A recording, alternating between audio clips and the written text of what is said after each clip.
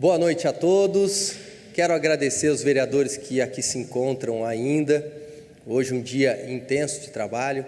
A sessão começou às 9 horas da manhã, cheguei aqui por volta de 7h40 e a gente está até agora trabalhando em benefício da população. Quero agradecer o Gustavo, que está conosco aqui, e a dona Valmira, uma frequentadora assídua aqui da sessão de Câmara. Muito obrigado por estar aqui conosco, porque é importante que a população saiba como os vereadores estão trabalhando, o que nós estamos fazendo para tentar minimizar os problemas que a cidade enfrenta. Eu já inicio aqui a minha fala, nesse momento dos temas livres, com os meus contatos. Vou pedir para que a técnica coloque os nossos telefones, as redes sociais. Então, esse primeiro telefone é o WhatsApp, com prefixo 12 99743 9064. Se você quiser fazer contato conosco, tiver alguma dúvida, precisar de alguma coisa no seu bairro, na sua comunidade, fique à vontade, estou sempre à disposição, junto com a minha equipe. Quero agradecer aqui o Rafael, a Mônica, a Duda, que é a nossa estagiária, e a Jaqueline, que é a outra assessora. Iniciando um pouquinho a minha fala do dia de hoje, eu quero colocar uma informação de utilidade pública, de um novo programa desenvolvido pela Prefeitura através da Secretaria de Saúde, que é a vacinação itinerante. Isso mesmo, a Prefeitura, através de algumas equipes, agora vai até as comunidades que a gente percebe, a gente tem números que estão com baixa vacinação. Então, no dia 25 de junho, das 13 horas até as 15h30, no supermercado Chibata, lá na rua Bernardino de Campos, nós teremos a vacinação itinerante.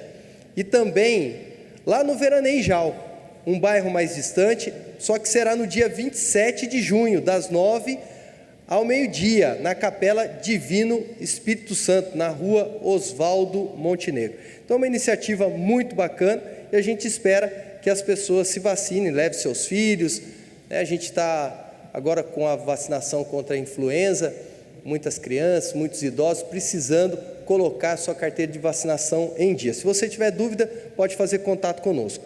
E dando sequência, tivemos mais uma solicitação atendida e eu quero agradecer a confiança da população do bairro Santo Antônio da Boa Vista, em nome do Sandro e do William.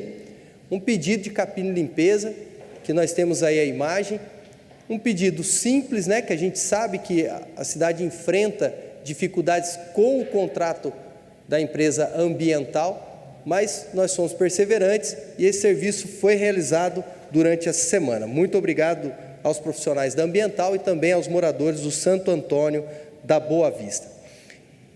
E falando de boas iniciativas dentro do poder público, tem uma campanha desenvolvida pela Secretaria de Assistência Social. Hoje pela manhã estava aqui a nossa secretária, a Juliana do Alibe, Juliana da Fênix, e eu me comprometi na semana passada a falar um pouco mais sobre esse trabalho desenvolvido com os moradores de rua. Então, quem está em situação de rua tem várias visões, cada um pensa de um jeito. Eu enxergo da seguinte forma: as pessoas não estão ali porque elas querem, às vezes faltou uma oportunidade. É impossível que uma pessoa goste de viver numa situação de rua, ainda mais com o frio tão intenso que a gente está tendo. Então, lá atrás, faltou uma política pública, faltou uma mão estendida. E eles estão fazendo uma campanha para poder ajudar esses moradores de rua. Já foi citado aqui, né, que nós temos o Centro Pop, que fica lá na Rua dos Ferroviários, nós temos o pessoal que trabalha com a abordagem, e daí direciona, depois das 15 horas, para a casa de passagem. Então, a gente sabe que existe alguns equipamentos públicos, precisam ser aprimorados, sim, mas a gente tem alguns recursos para ajudar. Mas algo me tocou bastante na semana passada, porque eu recebi esse folheto que a Secretaria está distribuindo, que fala sobre recomeços. E quando eu vi atrás, eu olhei um amigo de infância, o Volner. E eu cresci ali na rua Juca de Azevedo, perto da Pedro Guiri, ali pessoal da Rua Bahia. Quando não tinha Parque da Cidade, tinha o trilho de trem. E ali, Jean, a gente empinava pipa, a gente construiu o nosso campinho ali para jogar bola, que depois virou uma pista de bicicross, depois voltou a ser campo. A gente convivia com muitas coisas erradas, né? Uso de drogas, as pessoas com más intenções, direcionando parte daquela juventude, achava pessoas mortas ali, não é exagero, estou falando porque era pura verdade, a gente convivia com isso, e muitos dos nossos amigos foram para o caminho errado. Talvez grande parte não esteja mais aqui conosco nesse mundo, porque não foi para o caminho certo. E eu fiquei muito feliz, porque eu já sabia da história do Vonner, que resolveu abandonar sua família, foi para a rua, assim como alguns outros aqui que eu não quero citar o nome, porque ainda se encontram em situação delicada, mas ele resolveu mudar de vida, ele repaginou a sua vida, e foi através de programas da prefeitura. Então, Vonner, se você estiver acompanhando aqui, sabe que você é um exemplo para nós, né? Eu empinava muita pipa, hein? Esse cara era violento, era muito bacana, jogava bola pra caramba, então foi um exemplo para nós lá atrás. Depois, talvez por falta de oportunidade, foi morar nas ruas, mas teve um recomeço. Então, parabéns à Secretaria de Assistência, parabéns ao Vonner, e que a gente comece a olhar para essas pessoas que estão na rua de forma diferente, porque no intuito de ajudar, e aqui eu me refiro às pessoas que às vezes estão no semáforo, daí você fala, eu vou dar uma moedinha.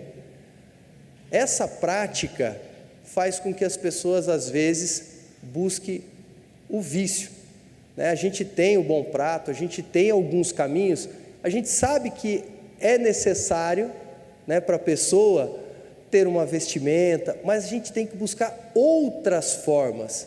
Então, quando a gente fica fomentando isso, a gente às vezes prejudica demais as políticas de assistência social.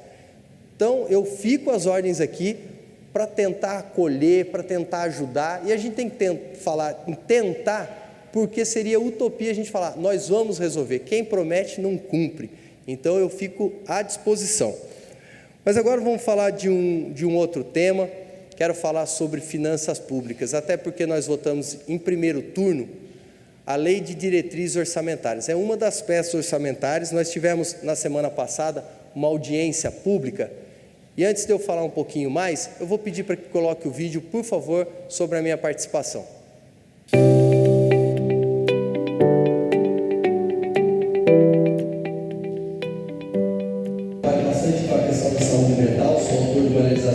Importante aqui no município, e eu gostei que vocês destacaram o Plano Integrado de Saúde Mental, aquele projeto do Hospital Municipal, não sonhado por todos nós, né? Sabe que a entrega do centro de dia para o idoso, a nossa população tem envelhecido mais, a gente sabe que temos pessoas que precisam dessa qualidade de vida. Na Secretaria de Esportes, um salto de 18%. Eu espero que isso se consolide quando a gente votar aqui a lei orçamentária, porque a partir do momento que a gente investe no esporte, com certeza a gente deixa de gastar com a saúde, a gente deixa de gastar também com segurança pública. Sentir falta dos projetos de drenagem do Pernambuco e do Porto Velho.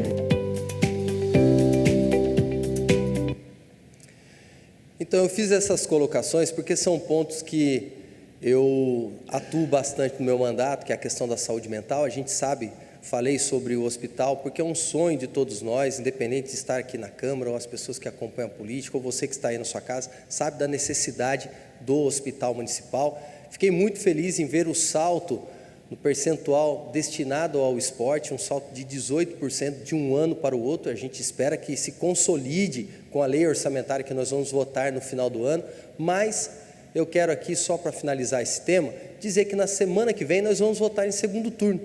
E essa legislação, ela é muito técnica. Então, falar que a gente sabe tudo a respeito dela não é verdade, mas a gente tem que unir forças aqui, independente de bandeira partidária, para cada um poder auxiliar o outro, para a gente tirar dessa casa algo que vá, de fato, mudar a vida das pessoas.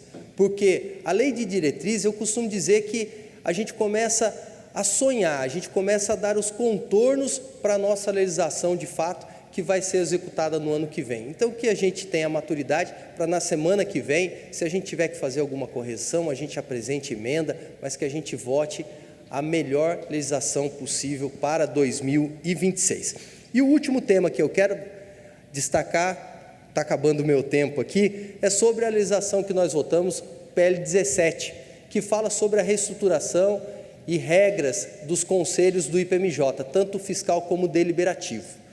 E eu acho que cada um vota da forma que convém. Eu sou analista de benefícios, estou lá desde 2008 e essa foi uma longa discussão. Tem quase 2 anos que isso está sendo tratado dentro do Conselho Deliberativo. A proposta inicial tinha um formato, que ela foi sendo alterada. E aqui eu vou citar algo muito democrático que foi acolhido pela administração, que todos os conselheiros fossem servidor de carreira.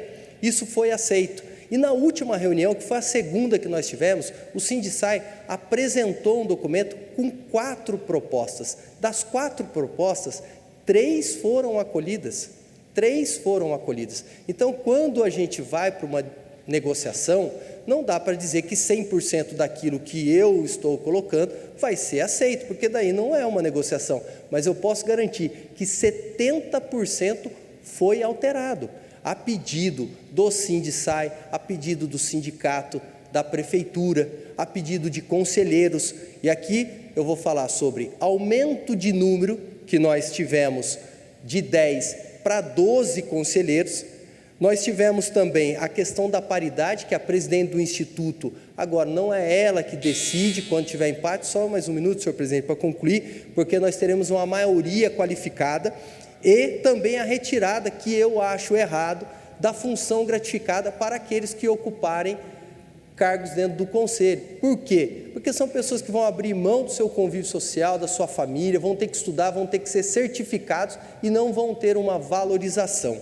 Então essa é a minha opinião, mas toda a legislação ela é passível de mudança. Se a gente enxergar e tiver uma nova proposta diferente que vá melhor atender o Instituto, eu fico aqui também à disposição para poder agir em conjunto e apresentar para o Poder Executivo. E finalizo com a frase do dia de hoje, que disciplina é a ponte entre as metas e as realizações. Que Deus possa abençoar cada um de vocês, um ótimo feriado e até a próxima quarta-feira.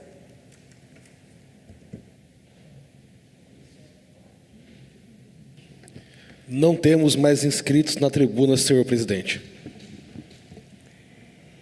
Lembrando a todos de participarem da audiência pública da Comissão de Obras, Serviços Públicos e Urbanismo, a ser realizada na data de 23 de junho, segunda-feira, às 18 horas, destinada à prestação de contas do Serviço Autônomo de Água e Esgoto de Jacareí, o SAI.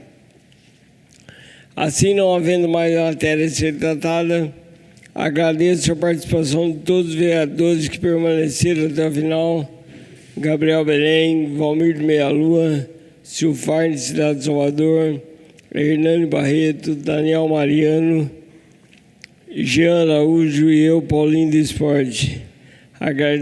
Agradeço aos servidores dessa casa, agradeço ao público presente, agradeço por vir todos aqueles que nos acompanharam pela TV Câmara e pela internet.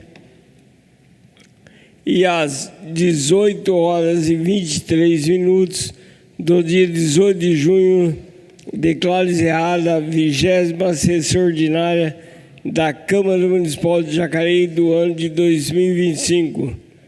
Boa noite a todos.